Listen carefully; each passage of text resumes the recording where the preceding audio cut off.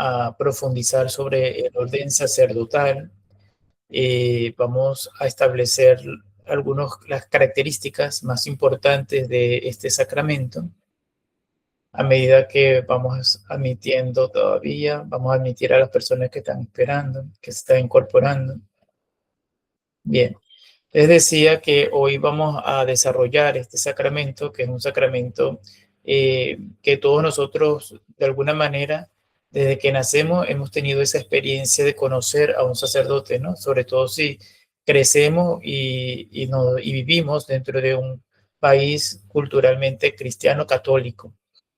Desde el momento en que nacemos, el primer sacramento que nosotros tenemos, gracias a la iniciativa de nuestros padres, es el bautismo.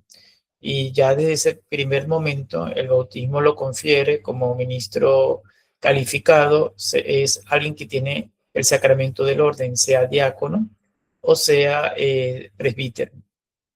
Y así siempre hemos tenido ese contacto con la figura del sacerdote. Cada vez que vamos a la Eucaristía, cada vez que nos confesamos.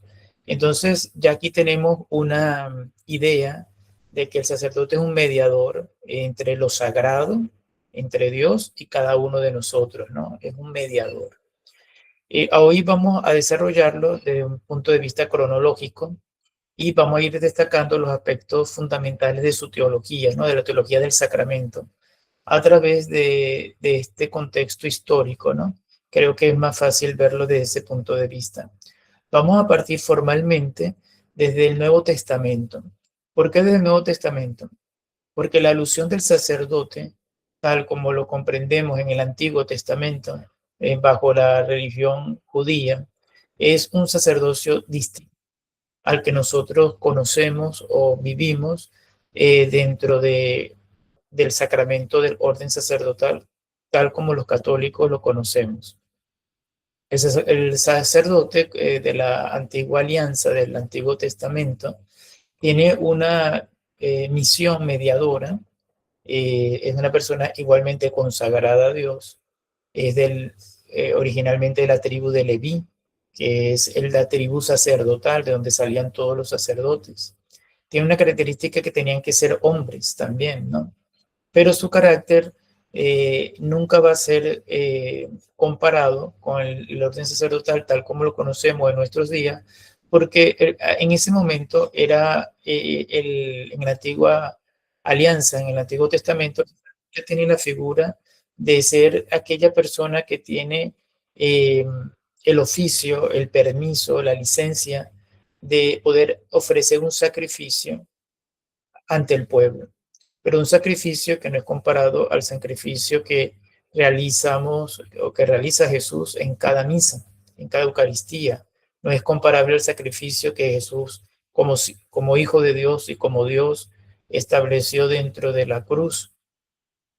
Es un sacrificio del Antiguo Testamento totalmente simbólico, donde se mataba un cordero, se sacrificaba cualquier animal, donde esa sangre era una especie de expiación de las culpas del pueblo de Israel, pero no quedaba, no era dentro de un carácter absoluto, de eterno, ontológico, como lo podemos nosotros ver en el sacerdote católico cristiano, bajo el sacramento, bajo la gracia sacramental. Son dos aspectos distintos, son dos mediaciones distintas. Por eso, en el Nuevo Testamento, la palabra sacerdote va a aparecer muy pocas veces, porque de hecho tiene una connotación negativa dentro del ámbito del Nuevo Testamento y de las primeras comunidades, porque recordemos que fueron precisamente los sumos sacerdotes los que entregaron a Jesús a Pilato, a las autoridades romanas, para que fuera crucificado. Entonces la visión del sacerdote dentro del Nuevo Testamento se percibe todavía con aquellos que entregaron a Jesús, todavía tiene una connotación judía y se va a utilizar muy poco, ¿no? No tiene esa misma continuidad. Desde el primer momento se establece una ruptura entre el sacerdote de la antigua alianza con respecto al mismo Jesús, porque este es otro detalle muy importante.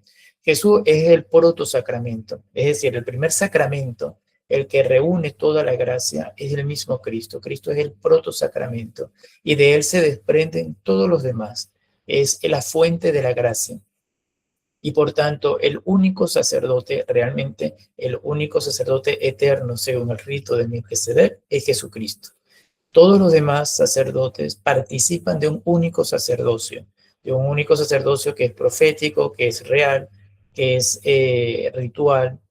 En este caso está representada en la cabeza de la iglesia, que es Cristo, y todos los sacerdotes que participan de este sacramento beben de esa fuente, ¿no?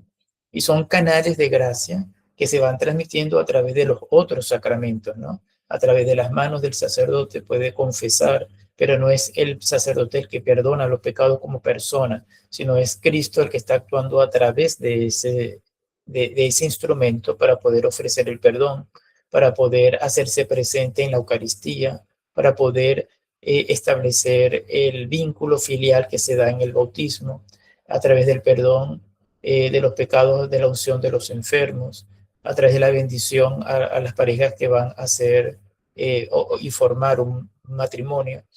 Es ese canal de gracias de una única fuente y de un único sacerdocio. Por tanto, si nosotros nos preguntan cuántos sacerdotes hay, lo primero que tenemos que responder es que sacerdotes hay uno solo. Y todos lo que es Cristo, ¿no? Y todos los que participan del sacramento del orden es una participación de ese único sacerdocio. Eso lo vamos de todas maneras a desarrollar un poco más adelante. Pero lo importante es que sepamos diferenciar estos dos conceptos distintos, porque no hay continuidad entre el sacerdocio de la Antigua Alianza y del Nuevo Testamento. Son cosas distintas. Tomando en cuenta ello, sí podemos, antes de entrar en profundidad, qué fue lo que se estableció a través de la autoridad de Jesucristo, hay algunos elementos que sí podemos tomar de las culturas antes de Cristo, ¿no? De esas culturas que no solamente incluye las judías, sino lo que conocemos como Oriente Antiguo, el Oriente Medio Antiguo, que incluye no solo Israel, sino incluye Mesopotamia, incluye Asiria, incluye el Líbano, incluye Siria, Egipto. Todas estas culturas surgieron, ¿no? Alrededor de Israel, y en todas ellas hay elementos semejantes y que nosotros al heredar la cultura judía o que Jesucristo haya sido judío, hay muchas cosas que son afines a nosotros. Pero no solamente del pueblo de Israel, hay cosas que se viven dentro de todas las culturas de ese espacio geográfico. Y entre esas cosas comunes son las mediaciones. El profetismo no era algo exclusivo de Israel. El sacerdocio no era algo exclusivo de Israel. Hay sacerdotes en Egipto, hay sacerdotes en Babilonia, hay sacerdotes en Mesopotamia, hay sacerdotes en Asiria, hay sacerdotes en Persia. Y en esas culturas que heredamos del Antiguo Oriente, estaba la figura del sacerdote, estaba la figura del adivino, estaba la figura del profeta y estaba la figura de los astrólogos, ¿no? Y nosotros lo podemos ver cuando leemos el pasaje de los Reyes Magos, cuando visitan a Jesucristo niño, nacido en Belén, en la cual estos Reyes Magos no eran judíos, eran de tierras paganas, y ellos eran una especie de adivinos, de astrólogos, que en su interpretación técnica de los astros, de las estrellas, de los planetas, se dieron cuenta de que hay un evento histórico porque no estamos hablando de algo onírico, de un sueño, de un espejismo, estamos hablando de algo que sucedió. Y ellos lo pudieron percibir a través de la posición de las estrellas y se pusieron en marcha a ver y adorar a esa persona que iba a irrumpir en la historia de la humanidad. Pero aquí vamos a detenernos en quiénes eran los Reyes Magos. Eran paganos, y eran astrólogos, adivinos y por tanto mediadores. Eran una especie de mediación de la época. También habían sacerdotisas y sacerdotes en otras culturas. ¿Y qué era la figura del sacerdocio dentro de la cultura del Antiguo Oriente? Aquel que era que tenía el permiso y la autoridad, la potestad para ofrecer un sacrificio en nombre del pueblo hacia los dioses. Y se establecía como una especie de puente, pero ritual, ¿no? La diferencia entre un profeta y un sacerdote es que el sacerdote tiene la potestad de hacer sacrificio, en cambio el profeta no tiene esa autoridad. Y el sacerdote, por tanto, es ese, el que media dentro de un ritual. El profeta es un mediador también que existe dentro de la figura de Israel. Recordemos, antes de pasar a los profetas, que el sacerdocio, aunque hay sacerdotisas en otras culturas, en Israel solamente eran hombres, pero con los profetas pasa distinto. En Israel vamos a conseguir ahí que hay profetisas y profetas, ¿no? Hay mujeres profetas y hay hombres profetas. Con el profetismo es una especie de mediación que no tiene, rompe la barrera del género sexual, ¿no? Del sexo. Eh, Pueden ser tanto mujeres como hombres. ¿Y cuál es el mediador? ¿Cuál es el papel del profeta? Hablar en nombre de Dios, de una manera breve y clara. ¿Cuál es la diferencia con respecto a otros pueblos e Israel? Que en Israel era Dios el que actuaba directamente a través de los profetas como una inspiración.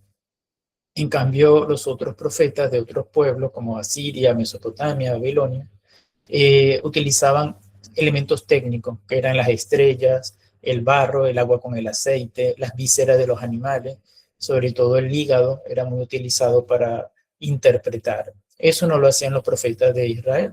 Los profetas tenían una inspiración directa con Dios y su mensaje no era confuso. Lo vemos, por ejemplo, en Grecia con los oráculos de Delfos, que eran oráculos complicados y complejos.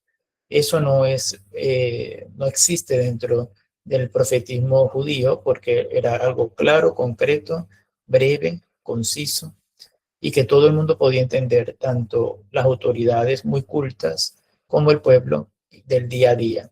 Un profeta se diferenciaba de un sacerdote porque el sacerdote estaba pendiente de la ritualidad del templo, pero el profeta sabía cuánto valía un esclavo, cuánto valía un camello, es el que estaba inmerso dentro de la vida diaria del pueblo.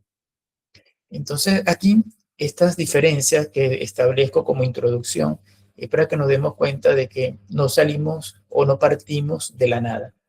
Nuestra religión cristiana, católica o nuestra espiritualidad, nuestra misión, está imbuida dentro de elementos históricos que no solamente están dentro del pueblo escogido, que es el pueblo judío, sino inclusive está conectado con otras culturas. Y esto lo podemos ver nosotros inclusive fuera del Medio Oriente. Por ejemplo, nosotros que estamos, todos los que estamos presentes acá somos de Latinoamérica. Y dentro de nuestra cultura hemos visto como los mayas, los aztecas, los incas también tenían un sacerdote, tenían una ritualidad y tenían una mediación. Eso era universal dentro de la cultura general, ¿no? En Venezuela tenemos lo mismo dentro de los Yanomamis, por ejemplo, o de los Pemones, o de los Chibchas, o de los Caribes, los Guajiros. Hay una ritualidad que es propia del ser humano, es algo biológico, pero dentro de todo este universo, Dios se ha querido ser presente, hacerse presente y revelarse dentro del pueblo de Israel. Teniendo todo esto claro, este panorama claro, ahora sí pasamos a la persona de Jesús, ¿no? Vamos a ver cómo relacionamos el sacramento, vamos a relacionarlo con Jesucristo, ¿no? Entonces estamos hablando del Evangelio, estamos hablando de la etapa neotestamentaria. Estamos hablando también de las primeras comunidades apostólicas que surgen a la muerte de Cristo. Vamos a ubicarnos entonces más o menos el año 30 después de Cristo, es decir, al año 30 después de la muerte de Jesús, se va desarrollando, se va compactando lo que serían las primeras comunidades. No vamos a hablar de la teología del sacramento del orden, porque el sacramento del orden, como tal, en esta etapa de los 30 años después de la muerte de Jesús, todavía no estaba fundamentado. En la época de Jesús con sus apóstoles y después de la resurrección de Cristo, no se habla de un orden sacerdotal tal como lo podemos entender hoy en día. No estaba establecido su carácter ni ontológico, no había materia, no había forma, simplemente se habla de una época ministerial y que parte de la misma enseñanza de Jesús, parte de lo que Jesús dijo y de lo que Jesús hizo. Recordemos que Jesucristo no escribió nada, además, él no dejó un manual.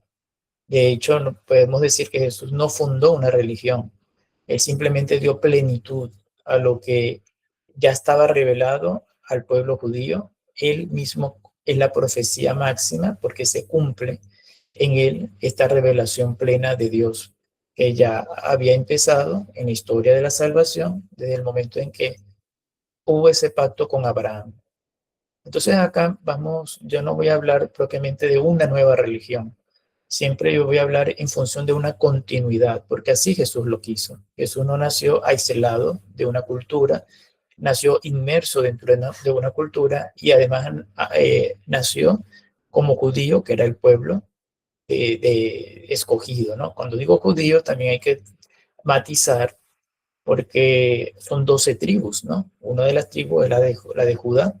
Los judíos son de la tribu de Judá. Nosotros decimos judío en general, pero realmente, más propiamente, deberíamos de hablar del pueblo de Israel, porque judíos nos estamos refiriendo a una sola de las tribus, pero son 12.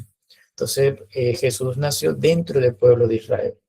Y nosotros somos heredamos esa gracia, ese primer pacto que se estableció con Abraham. Entonces, la visión del sacramento en esa época no estaba totalmente definida.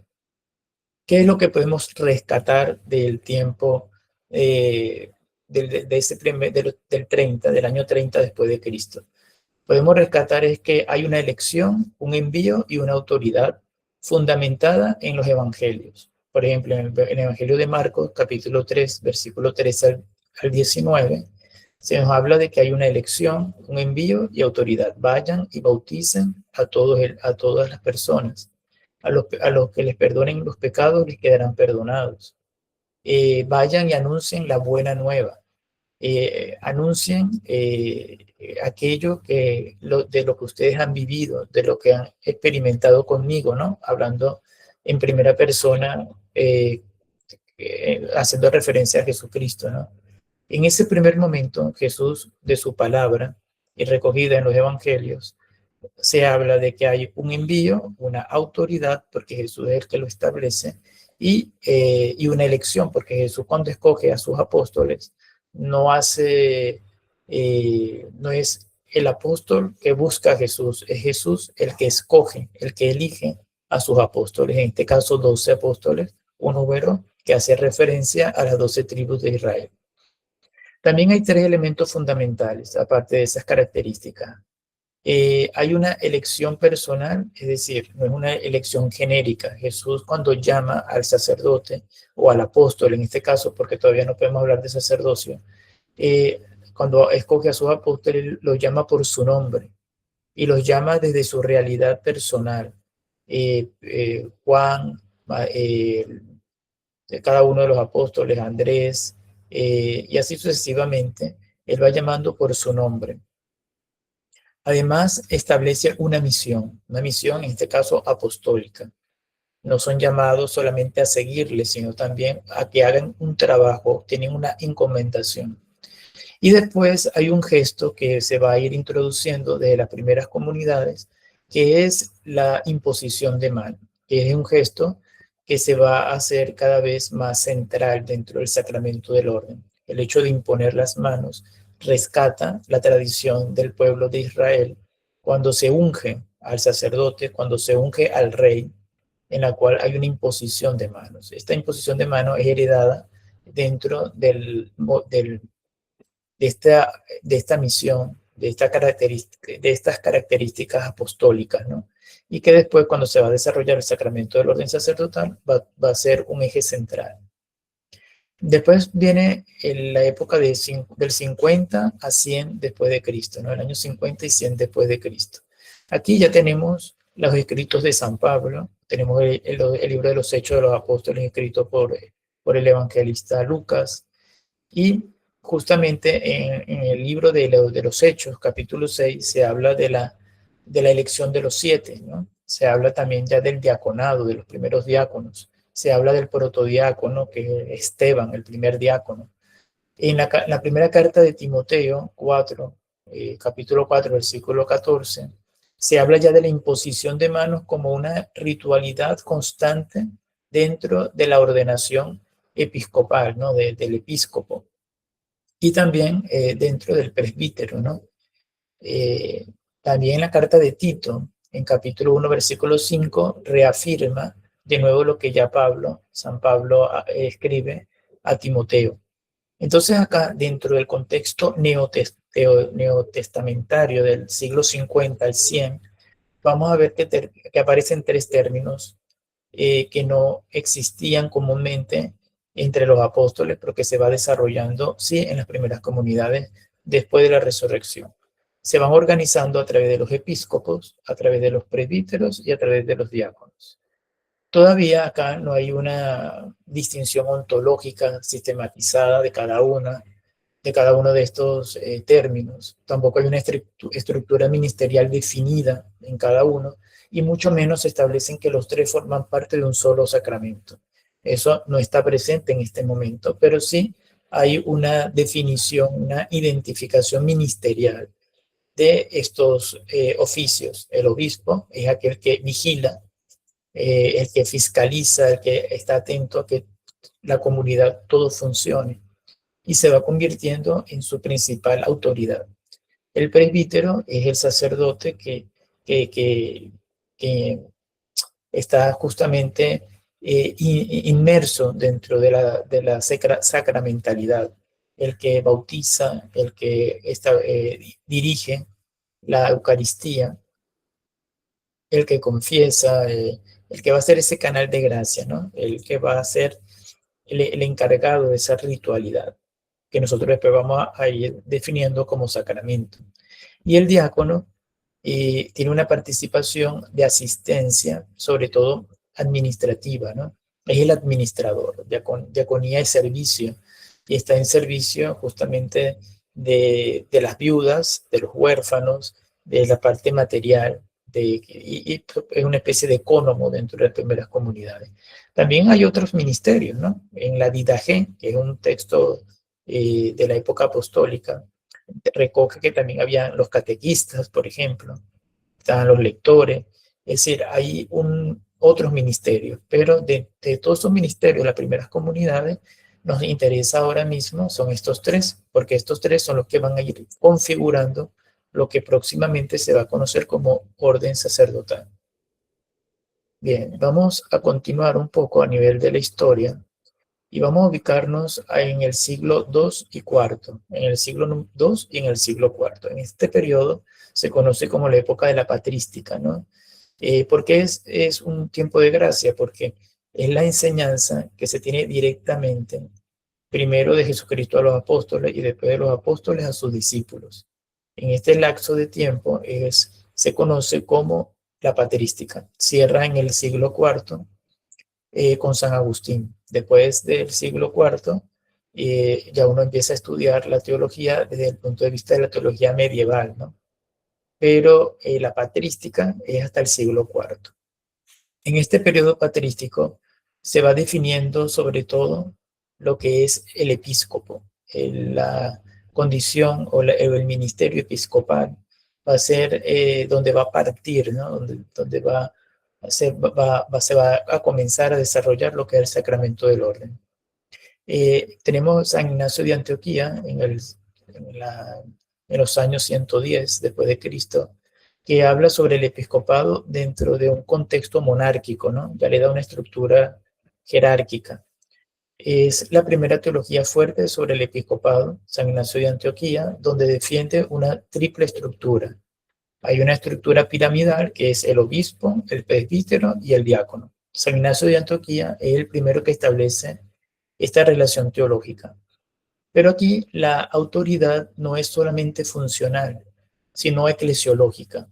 Aquí esta pirámide no estaba centrada principalmente en la autoridad, es decir, que como lo podemos entender desde el punto de vista de poder político, sino era como la estructura eclesial instalada y reconocida dentro de todos los bautizados. Como Cristo es la cabeza, en su cabeza el principal representante está en el episcopo, que es el que representa a Cristo, y después el presbítero y diácono como resto del cuerpo, en este caso sacerdotal. Entonces, lo vemos que se va estructurando lo que es la eclesiología a partir del siglo I, del año 110. Hay un documento que se atribuye a Hipólito, que es del siglo III, que se llama Traditio Apostólica. En ese documento, por primera vez, o por lo menos a nivel escrito, es el más antiguo, donde se detalla el rito de ordenación.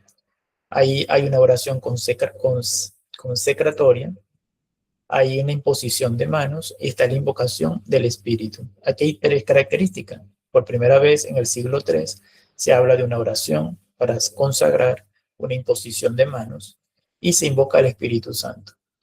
Aquí ya no solamente estamos hablando de una estructura eclesial como San Ignacio de Antioquía, sino que ya se le está dando una figura o una forma litúrgica. Podemos decir que con la tradición apostólica surge por primera vez el rito sacramental de, de la ordenación del sacerdocio, ¿no? A través en el siglo III, a través de la tradición apostólica. Llegamos así al siglo IV al XII, ¿no? Desde ese siglo IV al XII estamos dejando la patrística, surge la religión cristiana católica como la religión oficial del Imperio Romano y nos adentramos a lo que es la Edad Media. Acá tenemos que empezar a ver lo que dicen los concilios, ¿no? Porque el primer concilio de Nicea se hace en el año 325, que justamente el año pasado, 2025, se cumplió el jubileo del concilio de Nicea. Este concilio de Nicea es convocado por el emperador Constantino y reúne por primera vez a todos los obispos, todos los episcopos que están en el Imperio Romano, dispersos en el Imperio Romano, para comenzar a dar forma dogmática a lo que sería lo que la Iglesia cree, ¿no?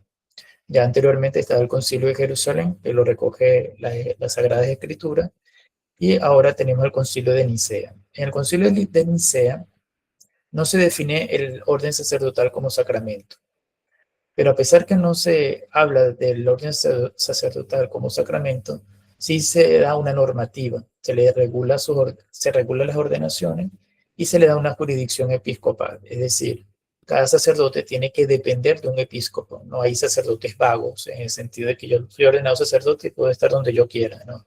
Cada sacerdote tiene que estar en función a su episcopo, que en este caso sería a su obispo, ¿no? Entonces hay una regulación normativa, a pesar de que no es una regulación, vamos a decir, dogmática o sacramental. Aunque podemos decir que es dogmática porque lo dice un concilio, ¿no? Pero hago referencia a que es más normativa que dar una explicación en sí misma de lo que es el sacramento. Dentro de la Edad Media, sobre todo del siglo IX al XI, se va sistematizando esta figura del sacerdote, ¿no?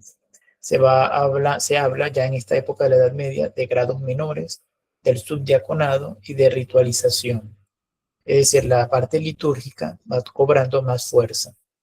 Tanto así que ya hay incluso grados menores que preparan a la ordenación, ¿no? Que es lo que nosotros actualmente conoceríamos como los ministerios previos a la ordenación diaconal, que es el ministerio de laicado y de acolitado.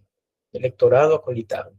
Cuando un seminarista se prepara para ser sacerdote antes de ser ordenado, primero se admite a las Sagradas Órdenes, después se instituye como lector y después como acólito, ¿no?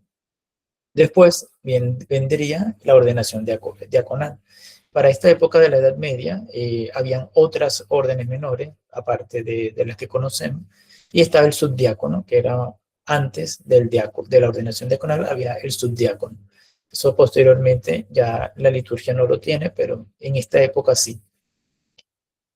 En el siglo Dentro de este siglo de la Edad Media, de los siglos de la Edad Media, nos ubicamos en el año 1150 y hay un personaje que se llama Pedro Lombardo. Pedro Lombardo él tiene un texto que se llama Las Sentencias, y en ese texto fija la lista clásica de los 7 sacramentos e incluye en esa lista de los 7 sacramentos al orden sacerdotal. Quiere decir que por primera vez se habla de 7 sacramentos en el año 1150 por Pedro Lombardo. Y ya se menciona en esa época la orden sacerdotal como sacramento. Por tanto, aquí el orden queda definitivamente integrado a los sacramentos. Antes, como dije anteriormente, se hablaba del sacramento, del orden, había una normativa, pero no se le definía como sacramento. Pero ya para el año de 1150 queda establecido dentro de la lista de los 7 sacramentos que propone Pedro Lombardo. Así llegamos al siglo XVI. El siglo XVI ocurre algo histórico dentro de la Iglesia Católica, que es la Reforma Protestante, ¿no?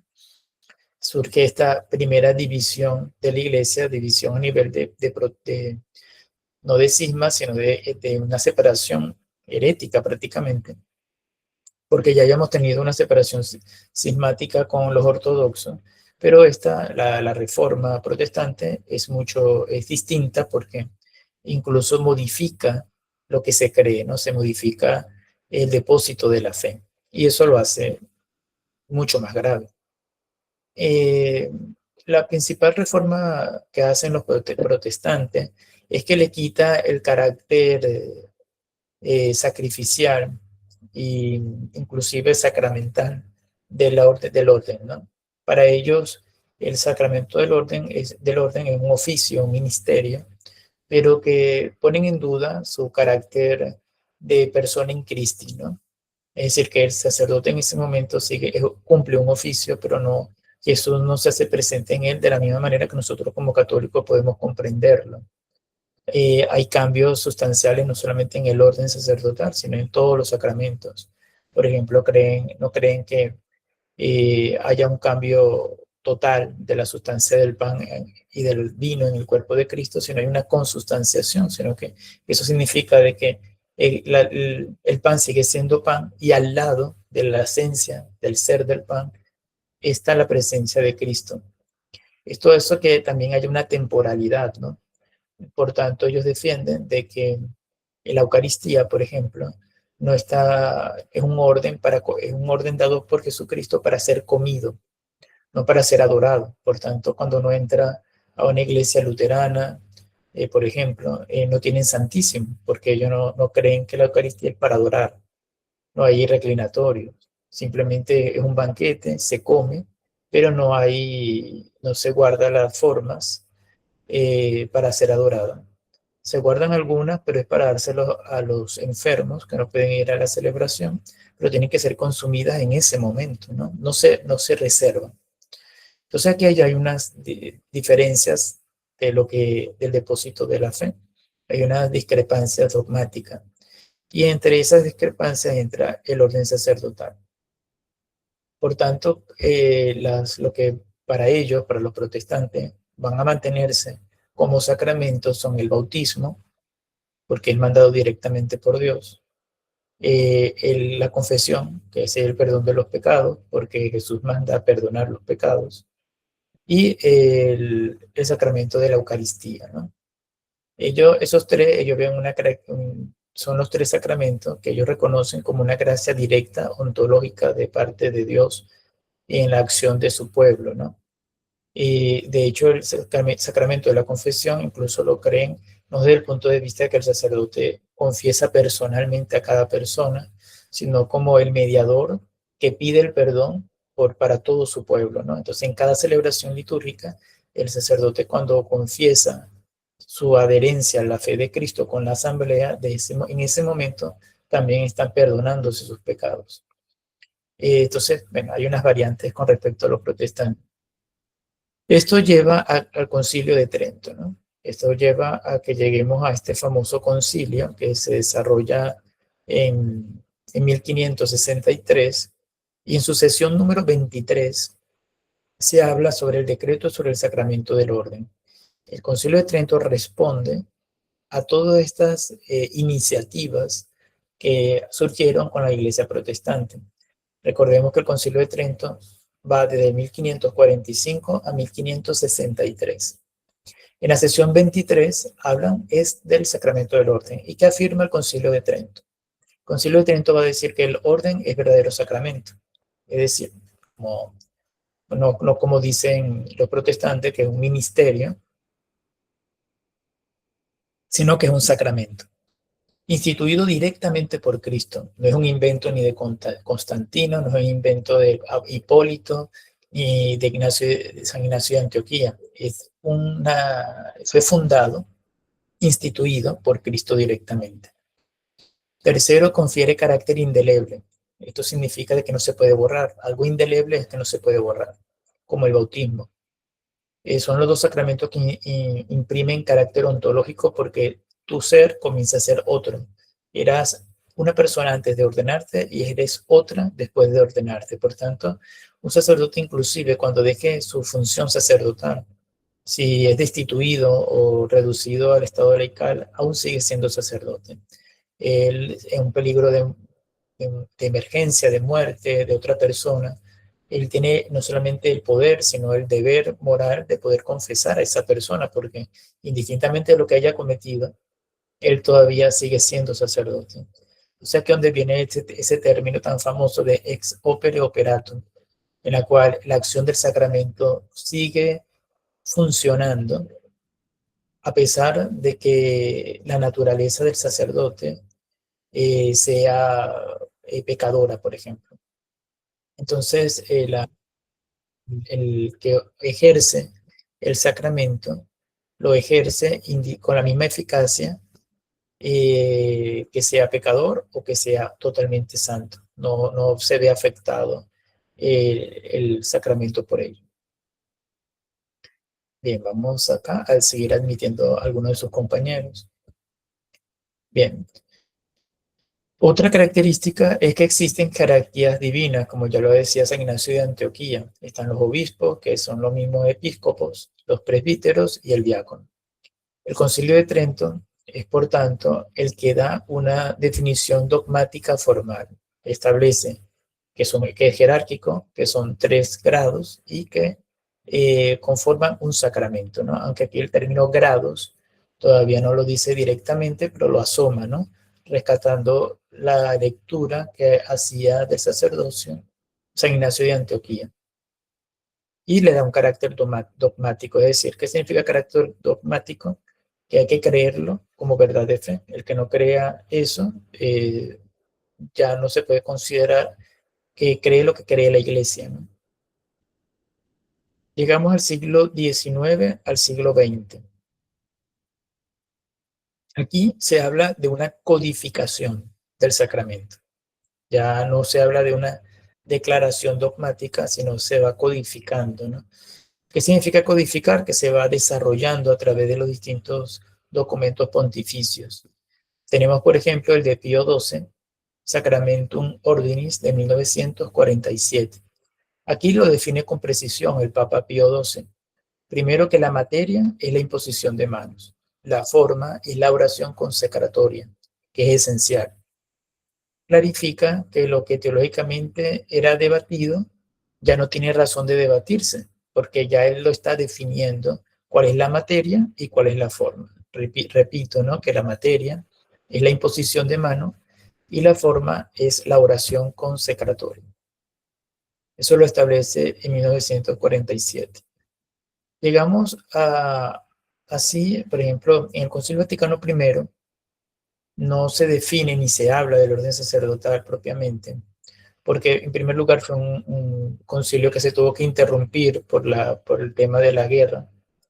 Pero sí se habla más de todo de la figura papal, ¿no? Del Papa, así es un concilio que hace referencia de que el Papa es la autoridad visible dentro de la Iglesia, habla del primado de Pedro, y el Papa tiene que ser sacerdote, ¿no? Es ante todo un sacerdote y hombre. Aunque, y fíjense que, si no me equivoco, puede ser que me equivoque, pero ahora se me viene a la mente que en la disposición del Concilio Vaticano I hablan de que tiene que ser un hombre que crea en Dios y que sea hombre, como característica esencial, ¿no? La Iglesia asume que tiene que ser también sacerdote, ¿no? Sí, yo creo que también lo indica que debe ser sacerdote, pero sí recuerdo que básicamente tiene que ser hombre y creer en Dios, creer lo que la Iglesia profesa. Eh, pero no habla directamente del orden sacerdotal. En cambio, el Concilio Vaticano II, que surge en el 62, 1962 hasta 1965, ahí sí va a hablar sobre el orden sacerdotal. Hay un documento clave que es la Lumen Gentium, que se promulga en el 1964. Lumen Gentium, que en castellano sería como luz de las naciones o luz de la gente. Hay un aporte fundamental, o mejor dicho, varios aportes. Uno de ellos es que recupera la teología del episcopado con plenitud del orden. Restablece lo que ya Trento ha dicho, basándose en San Ignacio de Antioquía, la cabeza visible del orden a nivel piramidal y la más alta, el grado más alto es el episcopo. Subraya también su dimensión colegial, porque el episcopo tiene un colegio y su colegio es el presbítero. Inserta el sacerdocio ministerial en el contexto del sacerdocio común de los fieles, ¿no? Todos nosotros al ser bautizados, también somos sacerdotes. Lo que pasa es que no somos sacerdotes sacramentalmente, pero nosotros participamos también de ese único sacerdocio que es el sacerdocio de los fieles.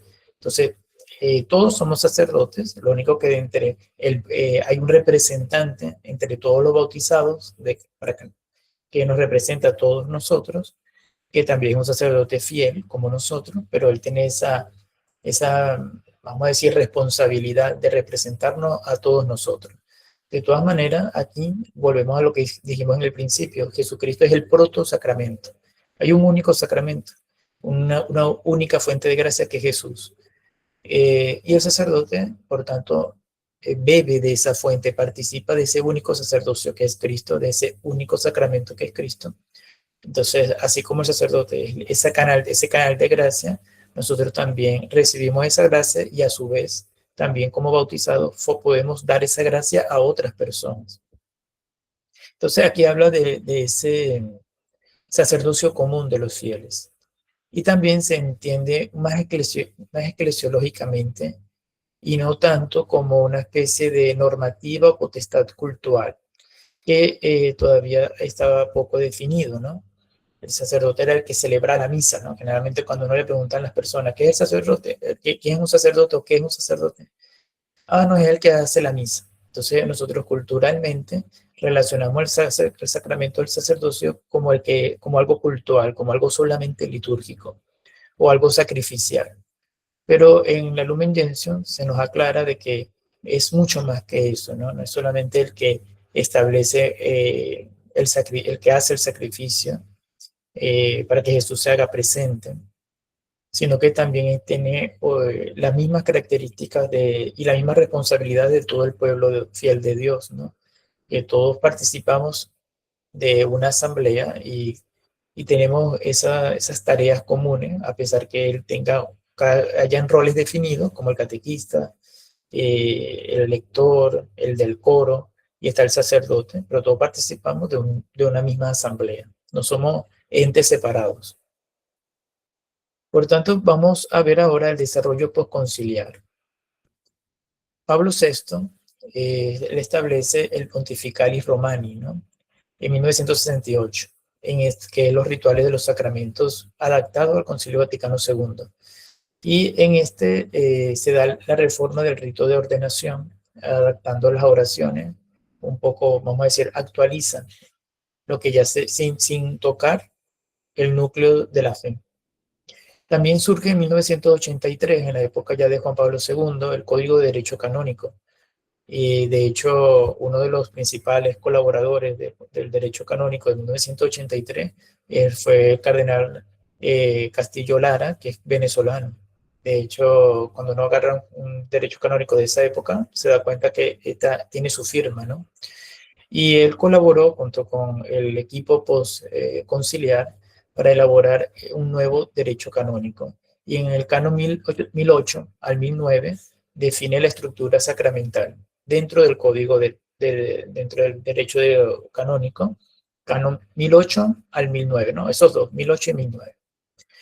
Continuando en el pontificado del Papa Juan Pablo II, él escribe un documento que se llama Pastore Dabo Vobis, que todos los que han sido seminaristas durante esa época tuvieron que leérselo y aprendérselo de memoria, ¿no? Esto está en el año 1992, surge la Pastore Dabo Vobis, 1992, y el Papa Juan Pablo II establece a través de este documento una teología del sacerdocio, ¿no? Una teología del orden sacerdotal. Y se utiliza principalmente para formar a los seminaristas, ¿no? Que serían los futuros sacerdotes. El Papa Benedicto XVI profundiza en la dimensión ontológica del sacerdocio, sobre todo a través de sus homilías, a través de su catequesis. El Papa Benedicto XVI se inclinó a estudiar, a reflexionar sobre este carácter ontológico propio del sacerdote. El Papa Francisco, que lo recordamos más recientemente, él hace una relectura pastoral del ministerio ordenado en clave misionera y sinodal, ¿no?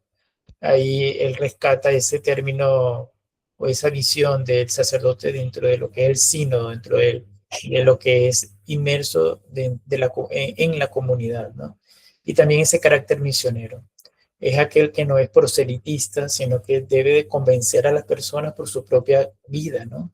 No es el hecho de predicar de la palabra para afuera, sino con las acciones. Y esas acciones implican una misión de salir a la calle, ¿no? Papa Francisco hablaba de la iglesia en salida, no quedarnos sentados dentro de la iglesia o en la sacristía, sino que nosotros somos los que tenemos que salir en búsqueda de aquellas ovejas perdidas que no conocen a lo que nosotros sí conocemos, ¿no?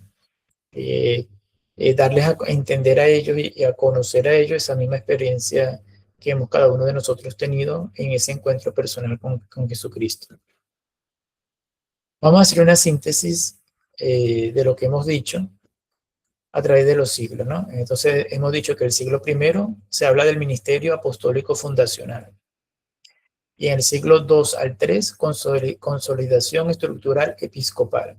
Acá voy a hacer un paréntesis con respecto a lo del diaconado, porque sabemos que ya hay ha habido dos comisiones para el diaconado femenino. Las dos han tenido las mismas conclusiones o parecidas, y básicamente se basan de que el diaconado conocido como estos primeros siglos, que es del siglo I al III, ese diaconado se entendía como un ministerio apostólico dentro de ese proceso fundacional de la iglesia. Es decir, todavía no se hablaba de un carácter sacramental, tal como lo hemos podido ver y como lo podemos entender en nuestra actualidad. Hemos visto todo el proceso de siglos. Todavía 1962, en la Lumen Gentium, que eso es ayer, todavía se estaba definiendo, ¿no?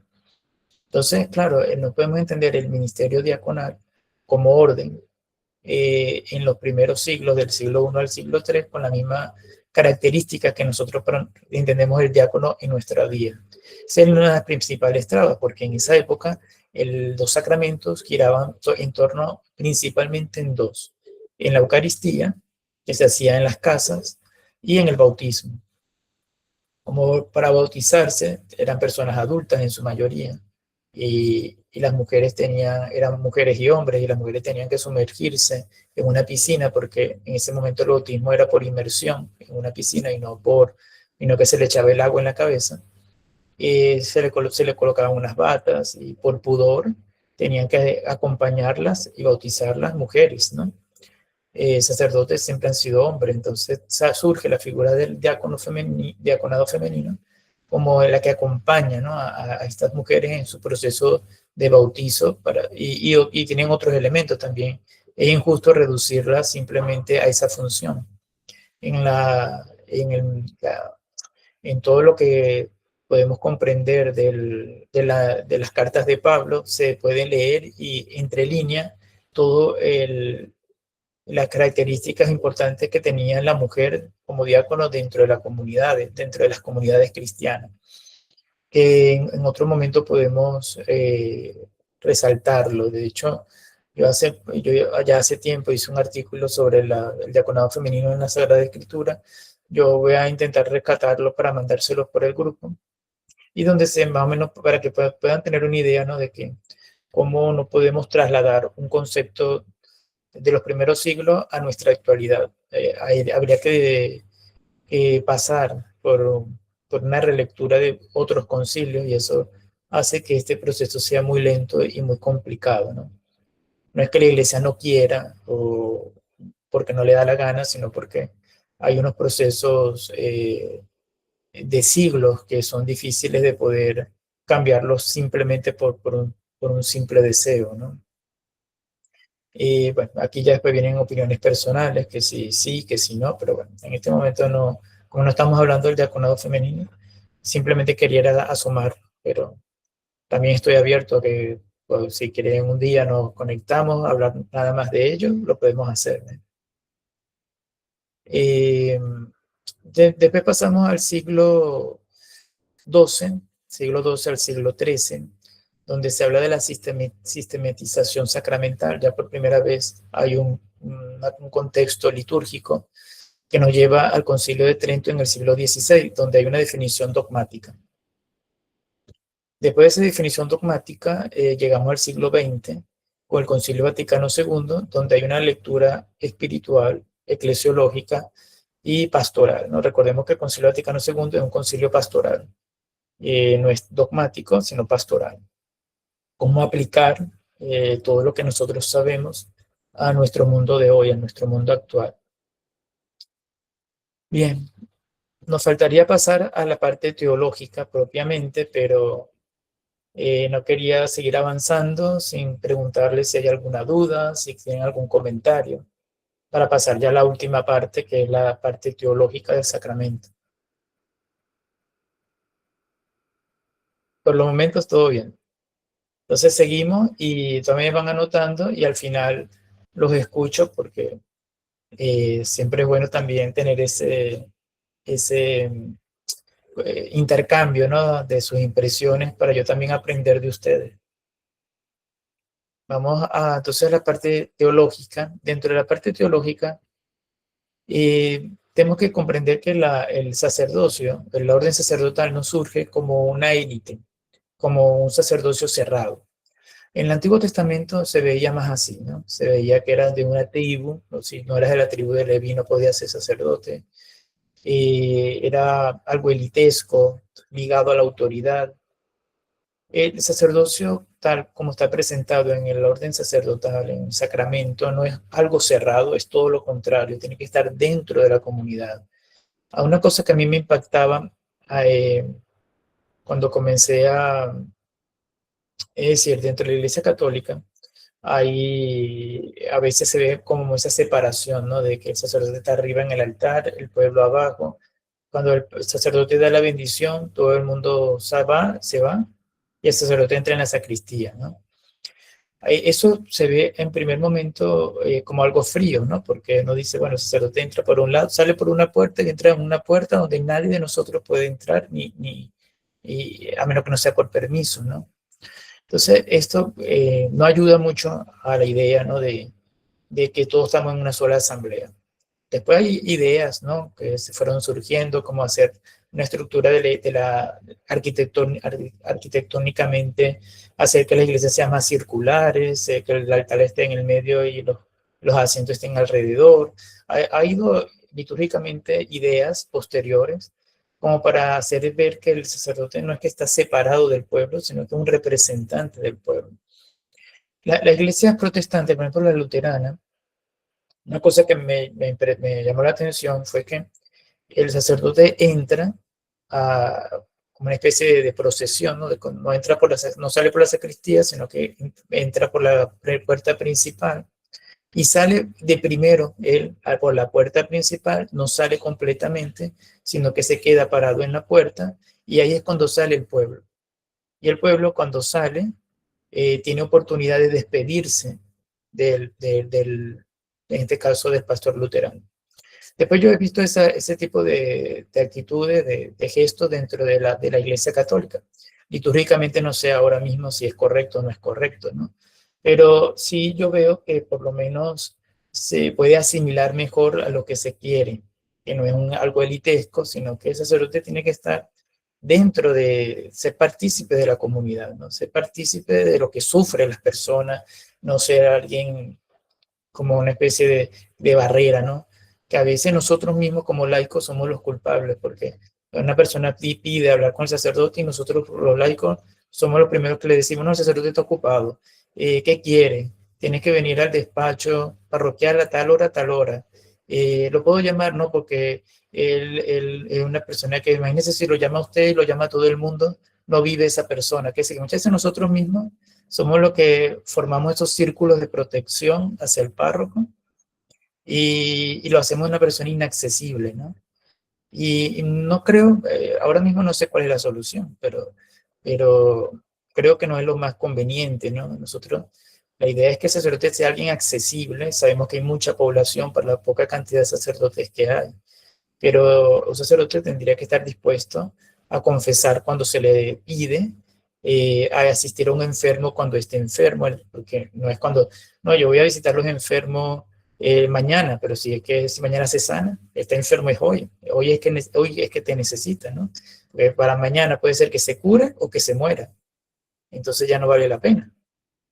Tiene que ser una persona accesible, porque para eso se ordenó, para eso es sacerdote, para estar inmerso dentro de su comunidad, no para que las personas vayan a él, sino él es el que tiene que dar el primer paso para acercarse a las comunidades, ¿no?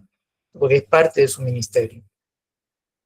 Entonces, eso es primero, ¿no? Que el sacerdote no es una élite cerrada, nace como servicio apostólico que se institucionaliza, es verdad, pero al principio surge como una especie de servicio, como un servicio apostólico, porque los apóstoles, ¿qué hacen? Atienden a las viudas, predican el amor de Dios, consuelan al afligido, predican las bienaventuranzas, está en servicio apostólico.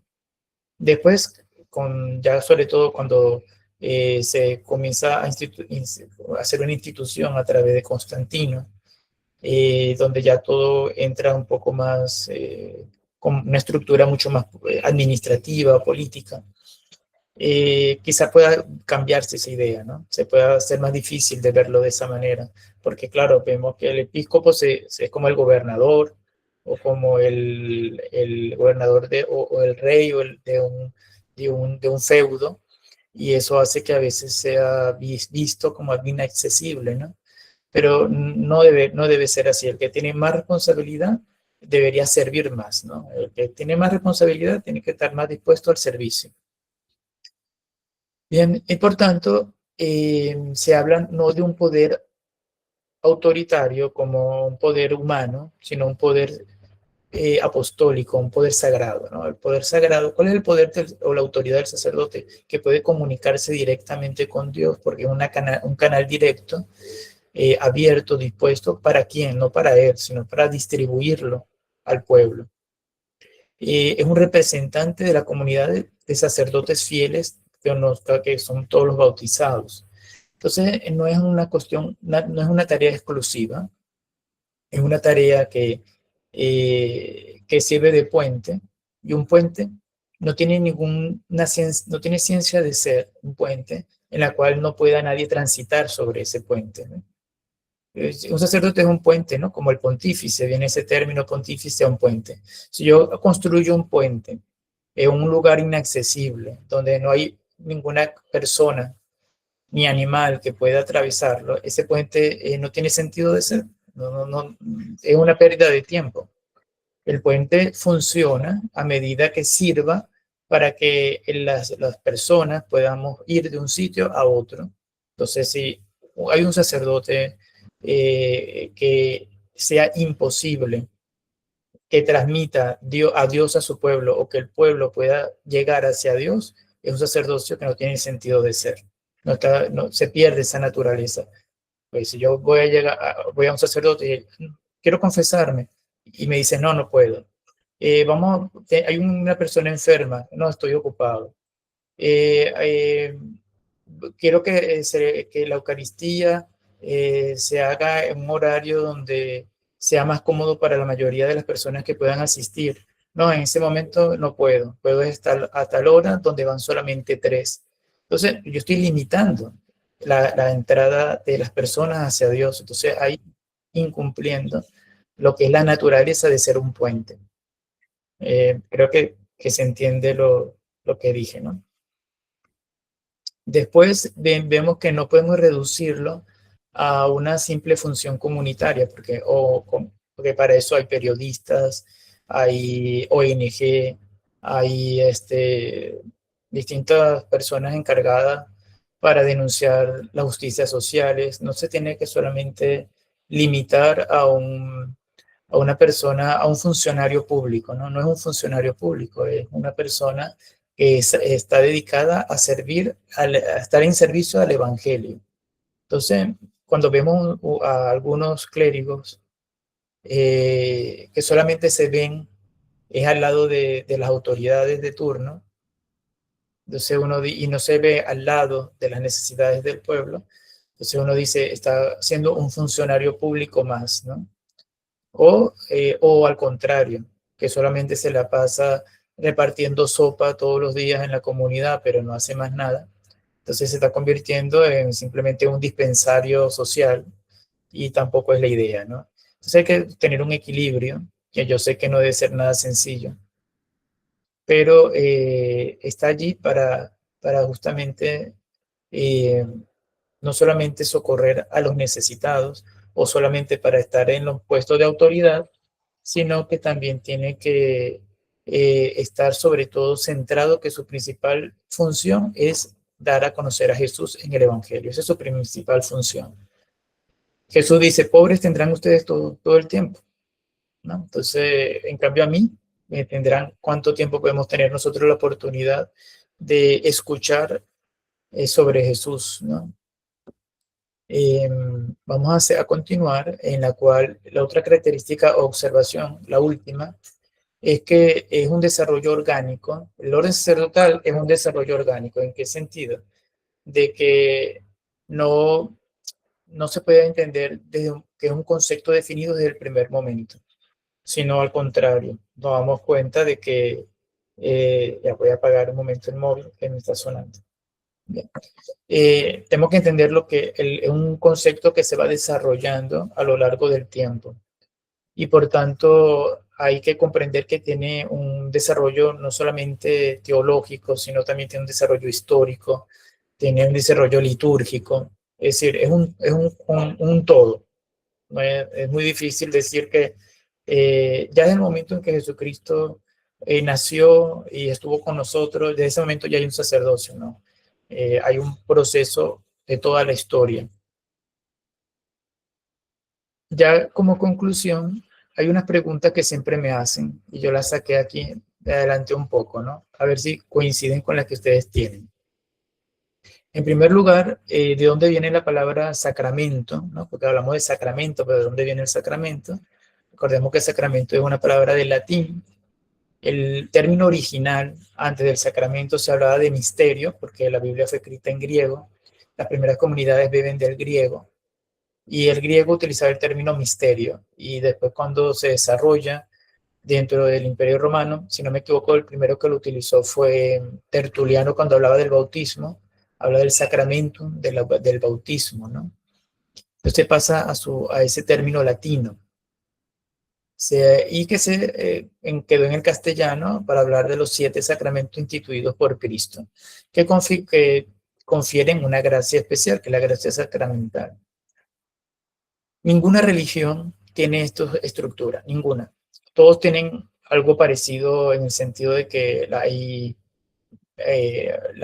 por ejemplo, iniciación dentro de una religión. Todas las religiones tienen una iniciación, pero que haya una estructura sacramental como la tenemos nosotros, solamente el católico y el cristianismo. Y 7, solamente los católicos.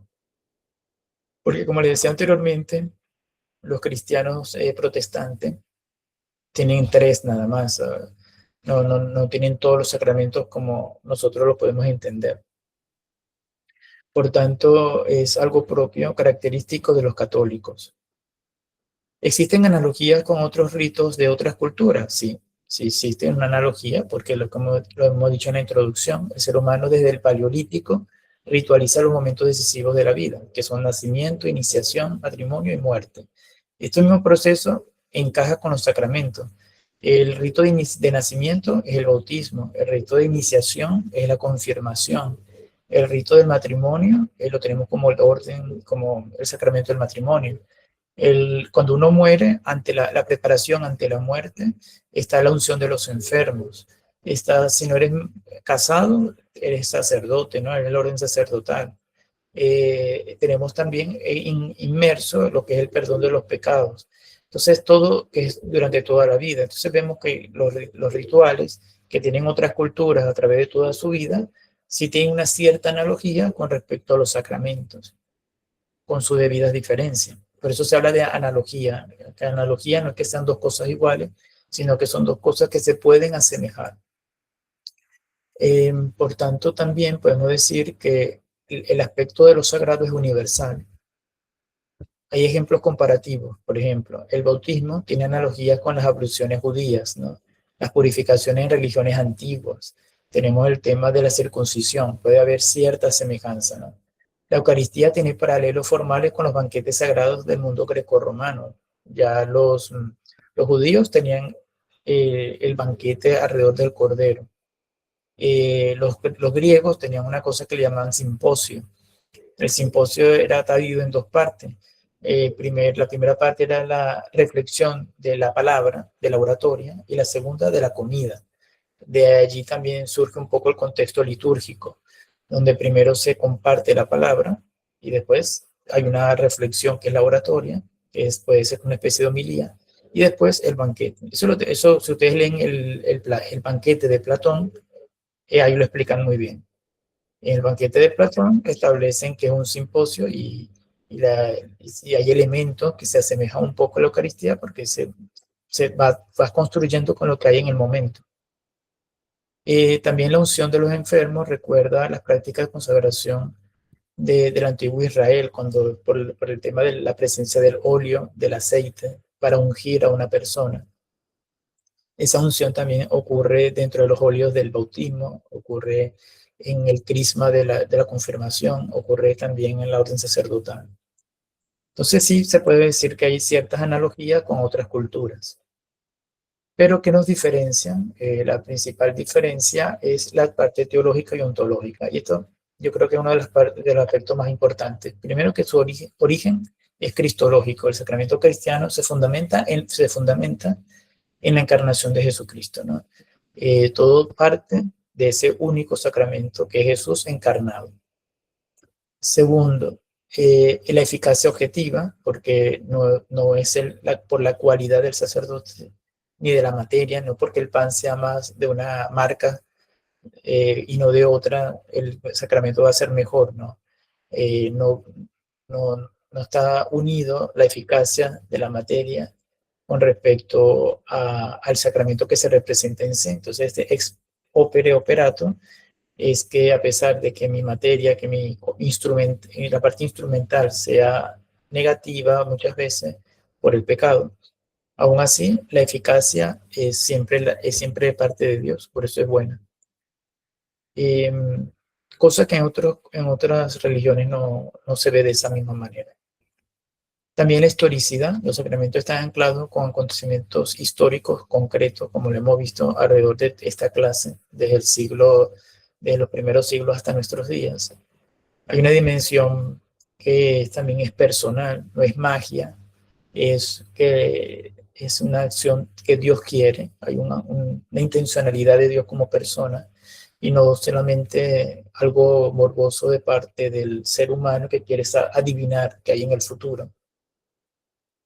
Está la relación con la gracia, que las religiones paganas no les importaba las gracias, sino lo que ellos querían era aplacar o activar energías positivas, o que no haya terremotos, o que vaya una epidemia. En cambio, en el cristianismo, el sacramento lo que busca es comunicar esa gracia santificante de Dios hacia su persona. Y ¿qué otra cosa se me puede escapar? Bueno, que el cristianismo no inventa el símbolo, ya está establecido la acción de Dios. Nosotros lo que hacemos es ritualizar con la liturgia esa acción de Dios. Y por eso es que surgen los sacramentos y surge la liturgia, ¿no? Bien, yo creo que ya he dicho lo más importante. Me gustaría ahora escucharlos a ustedes. Vamos a escuchar a Ketby. Buenos días. Buenos días. Yo tengo tres preguntas, dos relacionadas con los diáconos y una relacionada con las normas de la Iglesia Occidental y Oriente, la diferencia entre el casamiento de los sacerdotes. Con respecto a los diáconos, mis inquietudes es si un diácono se ordena soltero, pero es transitorio, que digo, es permanente, si luego se ha ordenado diácono permanente, ¿se puede casar? Esa es mi primera pregunta. La segunda pregunta es, si una vez ordenado diácono permanente, si luego puede ser ordenado sacerdote. Vale, muy bien, Ketby. Son preguntas muy interesantes que no les hemos tocado porque no hemos hablado sobre el celibato directamente. Y fíjense que es interesante que no hayamos tocado el celibato porque no es un elemento esencial dentro del sacramento. Por eso no lo hemos tocado, porque no está estipulado como un carácter esencial dentro del sacramento del orden, pero sí es un carácter normativo que surge en la Iglesia a partir de un concilio que se llama el Concilio de Elvira, y se colocó para el rito latino de una manera normativa que se pudo haber pensado de manera transitoria, pero que ha quedado hasta el sol de hoy y se ha mantenido de esa manera. Vamos primero a comenzar con la diferencia de los ritos orientales y el rito latino. Actualmente dentro de la Iglesia católica, ¿no? Porque no solamente la Iglesia ortodoxa, que también tiene distintos ritos, pero hay ritos orientales católicos.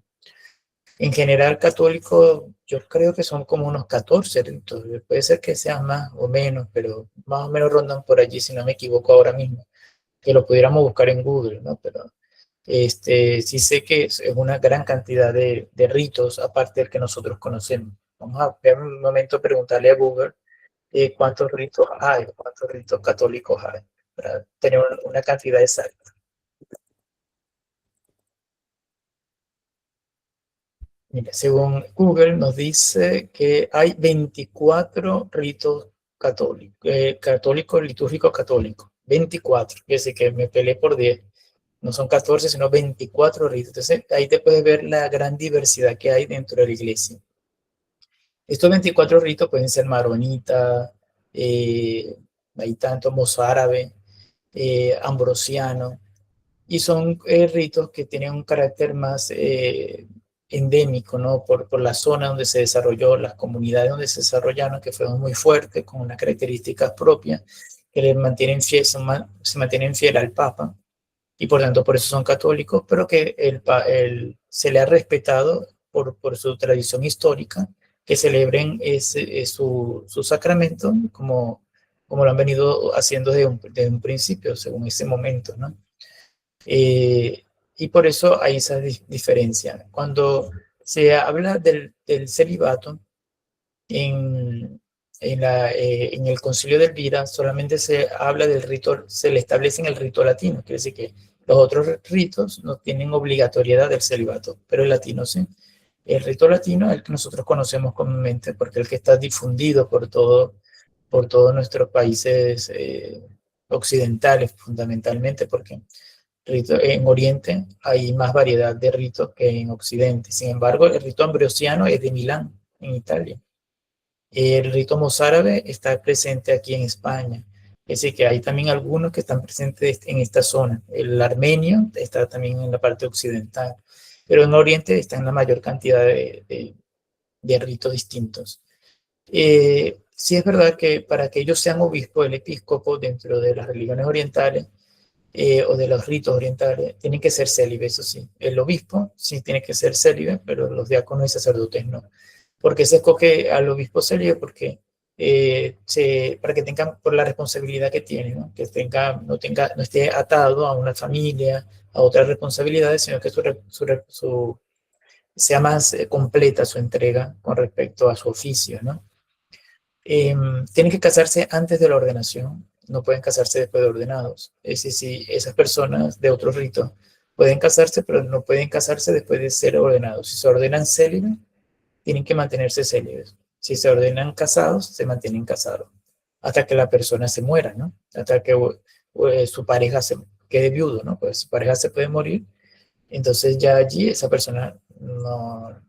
tengo entendido que no puede volver a contraer matrimonio. Creo que no puede.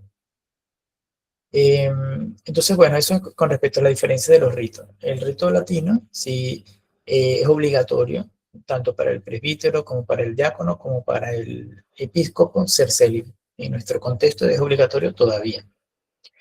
Pero si hay algún momento en que lo deciden suprimir, no pasa nada porque no es un elemento constitutivo del sacramento, sino es algo normativo, es una norma. Como dice, bueno, que los domingos se viste de rojo, es una norma. Después dice, no, se visten de amarillo, no pasa nada. Igualmente pasa con el celibato. Un día pueden decir, mira, hemos visto que como que es mejor ya dejarlo opcional, no pasa nada. Pero hasta ahora no ha sucedido, ni veo que haya intención de dejarlo. La otra pregunta que me hacía era con respecto a los diáconos permanentes. El diaconado, como es parte del orden sacerdotal, pero como les he indicado, como para tener parte del orden, no hace falta, es indistinto que sea soltero o sea casado. Una persona casada puede ordenarse diácono, pero tiene que estar casada previamente antes de su ordenación, como lo hemos dicho anteriormente. Y los diáconos que se pueden casar es porque van a ser permanentes en el sentido de que no van a ser sacerdotes como presbíteros y no van a ser tampoco episcopos, ¿no? Sino se van a mantener en el grado de diáconos, en un grado de servicio, de asistencia, ¿no? Porque para ser presbítero sí tiene que ser célibe. Por los diáconos permanentes, eso lo reguló el Concilio Vaticano II, dio esa apertura de rescatar la figura de los diáconos permanentes y actualmente en algunas diócesis va muy bien. Aquí en Canarias, hace poco se ordenaron 7 diáconos permanentes, un buen número. Ahí, eso ya depende del obispo. Pero hay obispos que son más afines a ordenar diáconos permanentes, otros que no. A mí me parece que todavía es algo que se le puede sacar mucho más provecho. Falta como esa continuidad, esa incorporación de los diaconados permanentes después del presbiterio, que sí es posible, como que es tu tercera pregunta. Es posible si quedan viudos. Un diaconado permanente tiene sus hijos grandes, que ya no dependen de él, y su esposa muere. Él al quedar célibe puede pasar a ser presbítero. Eso, sin embargo, se dice fácil, pero ya eso depende de las diócesis, ¿no? Yo pienso que debería de ser más fluido, pero siempre hay hay algunas partes en donde no es muy bien visto, ¿no? Si él es diaconado permanente, que pasa el presbiterio, no en todas partes se ven de la misma manera, ¿no? Y ahí depende del criterio no solo del obispo, sino de la buena fraternidad que haya en el presbiterio, porque si ya hay a veces sospechas entre ellos, que son todos célibes, puede haber también más sospechas con respecto a otro que entre así como así, ¿no? Creo que ahí la parte humana también puede influenciar un poco, ¿no? Decir, mira, ya entra, aquí no estamos hablando de un problema teológico, estamos hablando ya de nuestras relaciones humanas. Según como sean nuestras relaciones humanas, eso pasa en nuestros trabajos, por ejemplo. Nosotros entre nosotros ya nos sobrellevamos, pero que venga después de que un trabajador de otro departamento a querer poner orden aquí, uno lo dice, mira, nosotros entre nosotros nos entendemos, aceptar a otro, bueno, es un proceso humano más que teológico. Pero sí es posible. De hecho, una persona que esté viuda, o que tenga sus hijos mayores, que no sea ni siquiera diácono, si lleva una vida de fe coherente, le puede pedir al obispo que piense si puede ser sacerdote. No hay nada que lo prohíba. Sobre todo el tema está en que no tenga una responsabilidad conyugal, porque si no, su primera vocación prima es la del matrimonio, la que prima la del matrimonio porque se casó. Pero si ya no tiene su pareja y sus hijos no dependen de él, no hay personas que se meten a monasterios, son monjes o consagran su vida. Es decir, no es tan rígido como uno puede creer. Por lo menos la norma está establecida. Ya eso depende de las relaciones humanas, que son más complicadas, porque a veces uno quiere ser más papa que el papa. Ok, gracias, profe. Aclaradas mis dudas. Vale, vale. Sí, aquí el rollo, fíjense que no hay problema porque son hombres. Como es hombre, no hay problema. Ahora, si fuera mujer, sí, ahí ya hay otras complicaciones, porque ahí sí no pueden acceder ni siquiera al ministerio diaconal.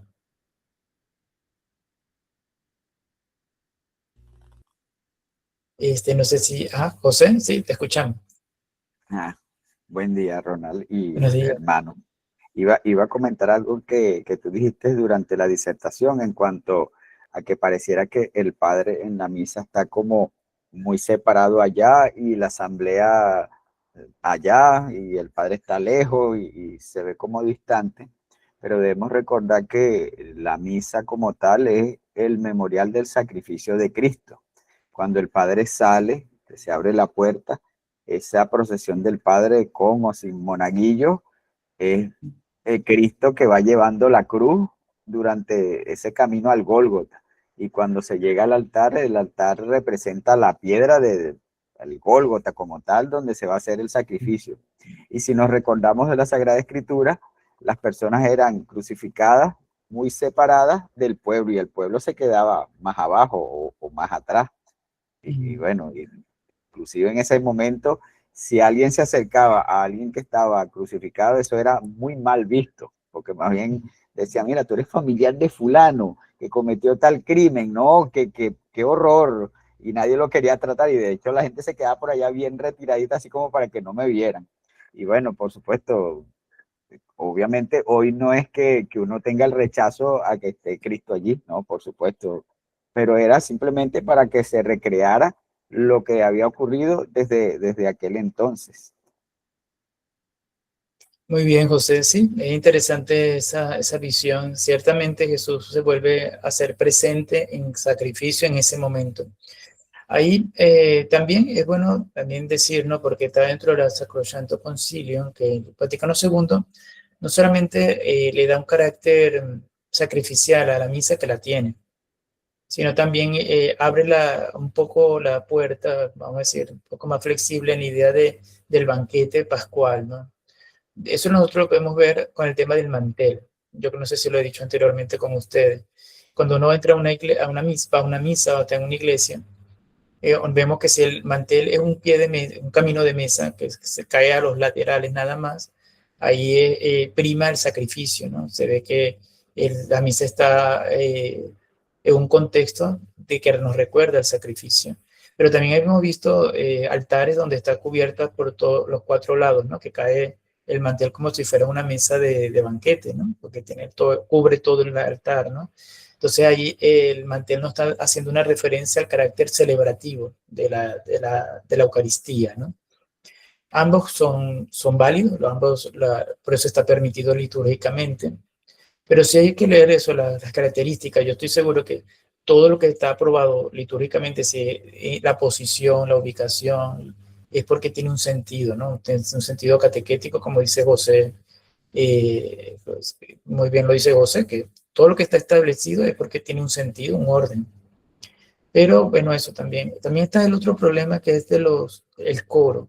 Ahí siempre surge la duda de qué instrumentos se pueden tocar, qué no se pueden tocar.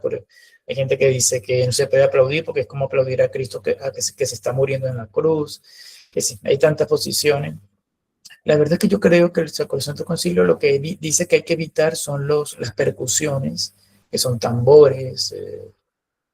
Creo que hay una parte que habla sobre los instrumentos de percusión, de voz.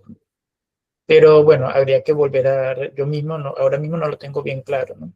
Pero yo creo que ahora en distintas misas lo primero es que no haya abusos, ¿no? Hay que evitar los abusos litúrgicos, hay que volver a leer la Sacrosanto Concilio, es la que regula todo esto. Habría que hacer una relectura de ello y ver, ¿no? Darle un sentido a la liturgia que para ello están allí. Yo, la verdad que no soy muy poco litúrgico en el sentido que no soy un experto en liturgia. Ahí me pierdo un poco, ¿no? Pero es una tarea de ver los símbolos que estamos viendo en cada misa. Todo tiene un sentido. Todo tiene un sentido. No sé si hay otra persona aparte de José y que quiera comentar algo.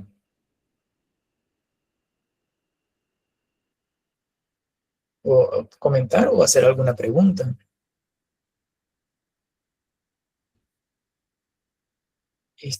Creo que nosotros, en teoría, esta sería la última clase, ¿verdad?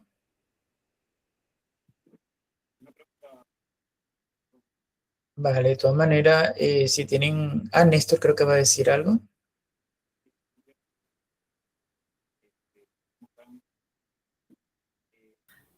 Se escucha bajito. Sí, sí se escucha muy bajo, Néstor.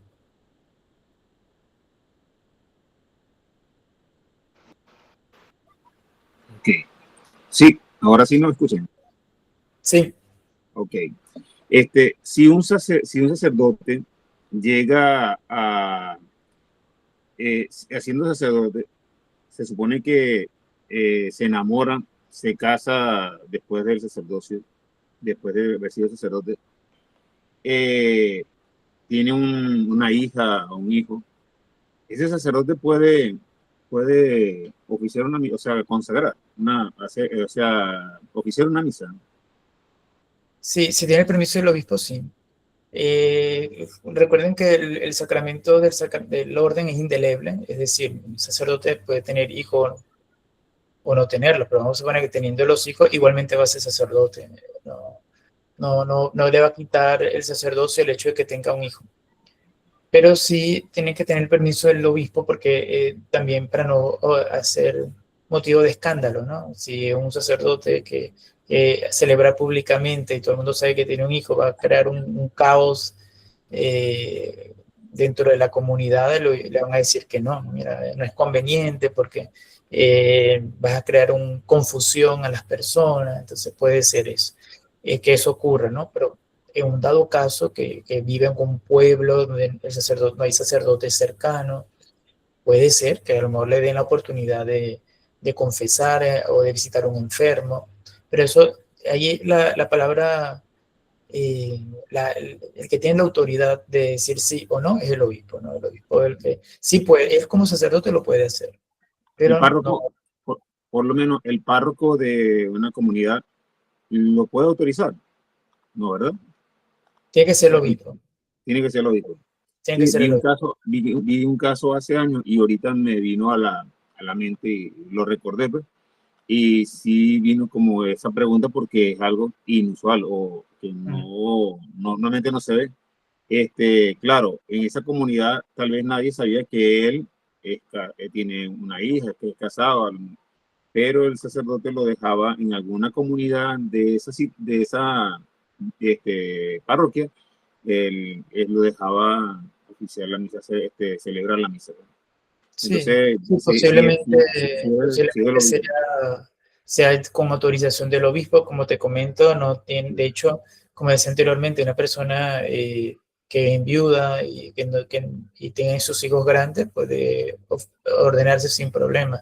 Ese no debería ser un problema pero si para... está, o sea, si está, tiene una vida conyugal, es lo que digo yo. O sea, porque si tiene una pareja, tiene una niña y era sacerdote y Pero aparte, vivía con su pareja. sí, y tenía una niña.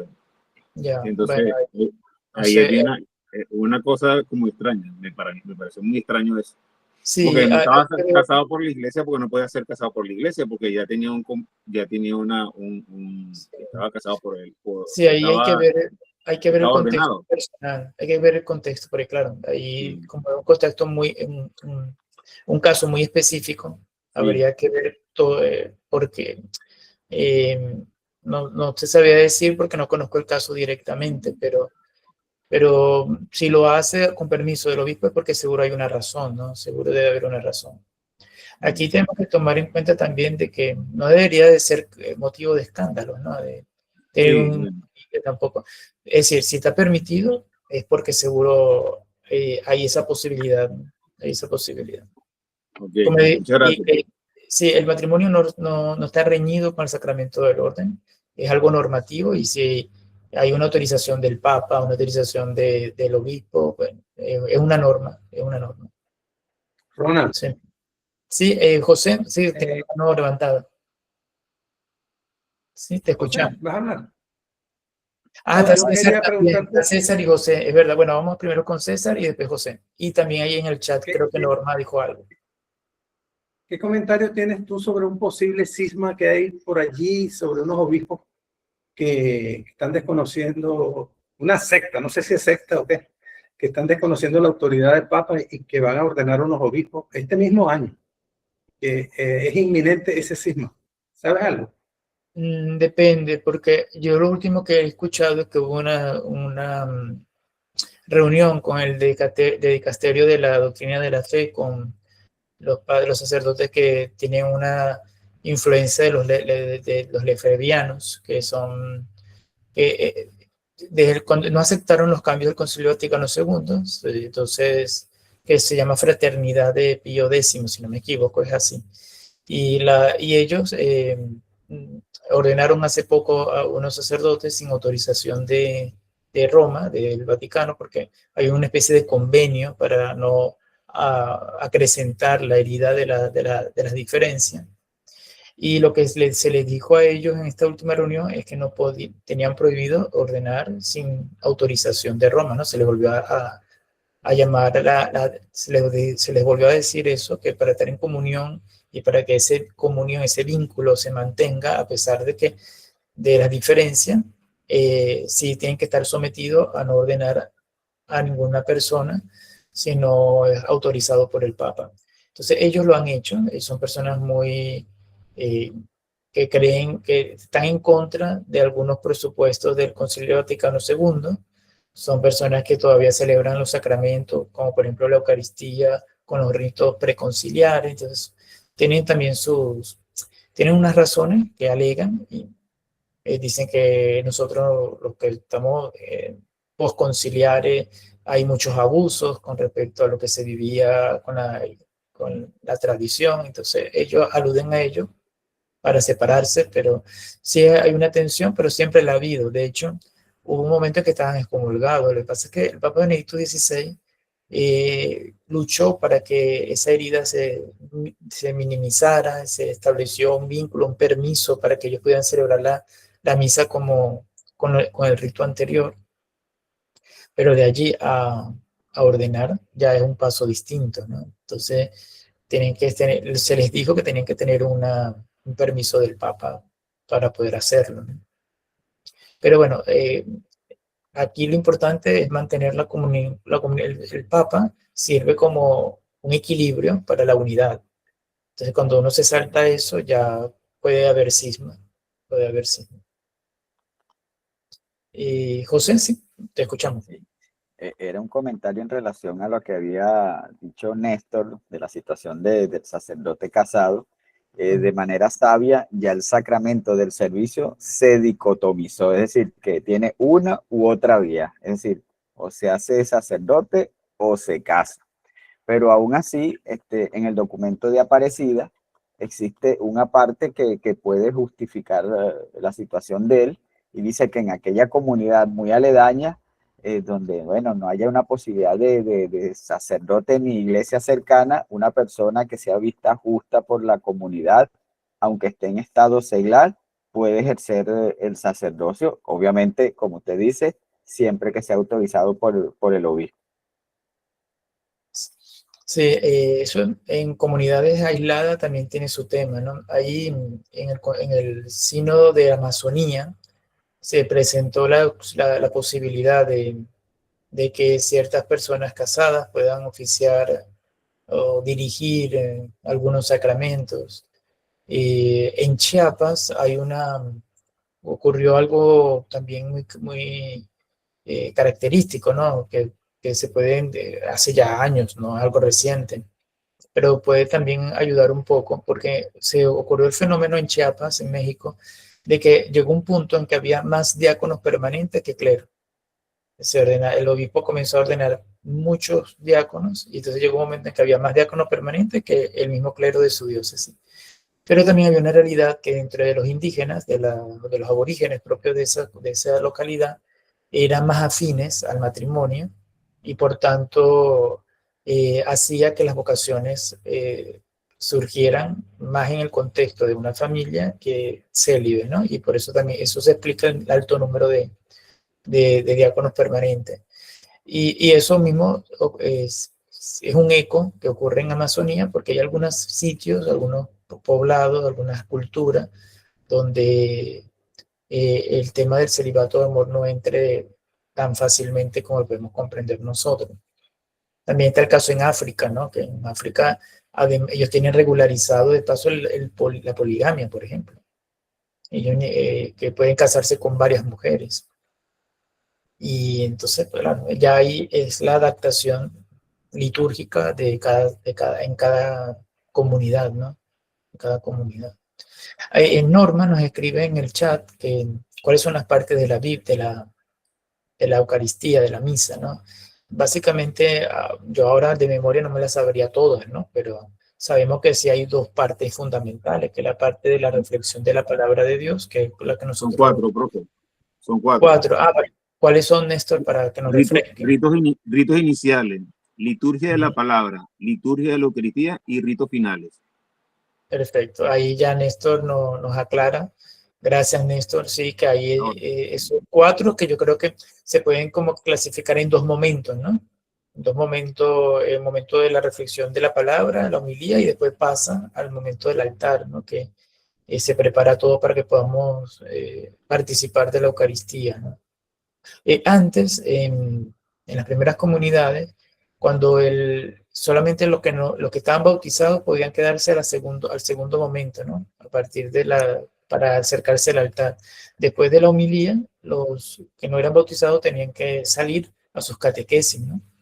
Y después, cuando se bautizaban, ya entonces sí se quedaban y todos compartían la misa del Señor, ¿no?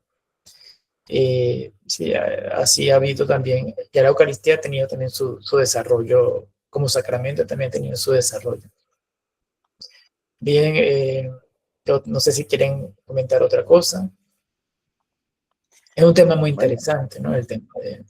Para Sí. complementar lo que se está diciendo acerca de las partes de la misa, ese rito inicial comprende desde que el sacerdote sale con o sin monaguillos, comienza el saludo, nos arrepentimos, hasta que él da lo que se denomina la oración colecta, que ahí recoge, por supuesto, las intenciones de todo el pueblo. Ahí termina el rito inicial, comienzan las lecturas, que sería la segunda parte, y es la mesa de la liturgia de la palabra, como usted lo dice, de una de las dos porciones importantes.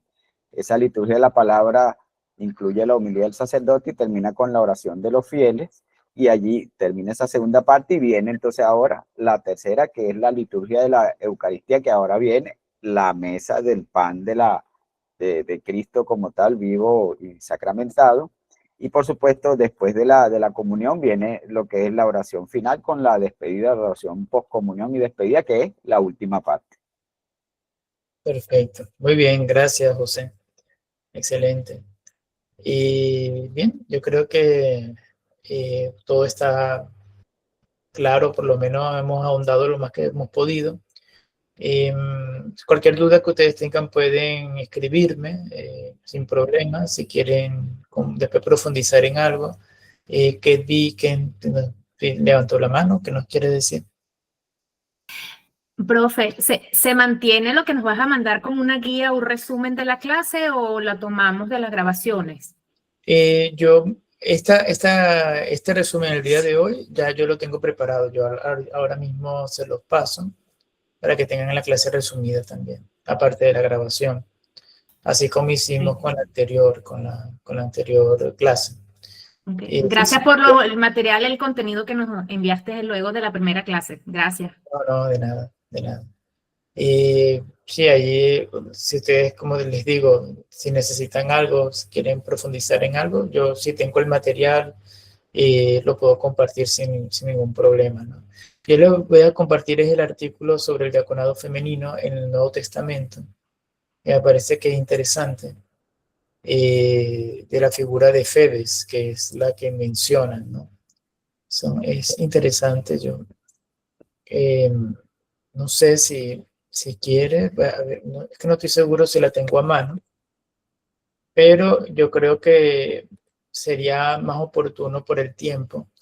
Si ustedes pues ven bien, podemos sacar como un curso, un apéndice y reunirnos y hablar sobre el diaconado femenino, que nunca está de más, ¿no? Nunca está de más, sobre todo porque es un tema que ha salido recientemente dentro de estos pontificados, tanto del Papa Francisco como el de ahora, ¿no? Que han salido allí. Bien, yo de esta manera les paso después la fecha, si se pueden conectar y hablamos sobre eso. Vale, bueno, entonces me despido. Muchas gracias por su paciencia y espero que haya sido un momento provechoso para todos, ¿no? Que nos hemos llevado cosas Gracias a positivas. ti. De nada.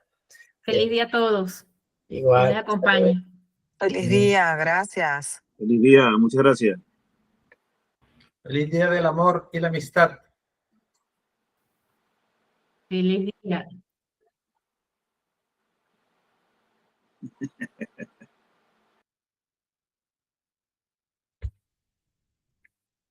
Vamos ahora a detener la grabación.